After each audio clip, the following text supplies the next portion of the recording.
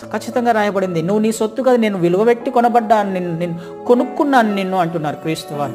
నేను కొనబడినప్పుడు నా శరీరము, నా దేహము, నా ఆలోచన నేను నాకు సంబంధించిన వాడిని కానన్నప్పుడు, నా సొత్తు కాదు అని అనుకున్నప్పుడు నేను ఎవరి నిమిత్తం చేయాలి? ఈ దేహాన్ని ఎవరి నిమిత్తం మహిమపరచాలి? నా ప్రభు నిమిత్తమేగా.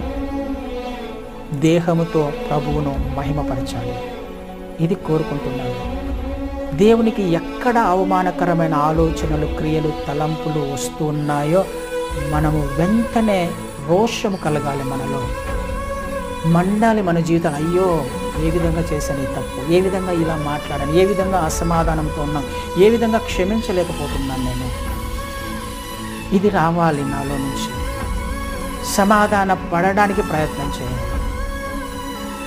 దేవుని ప్రేమిస్తూ ఉన్నప్పుడు, ఆయన సీడ్ నాలో ఉన్నప్పుడు నేను చేయాల్సిన పని నా హృదయం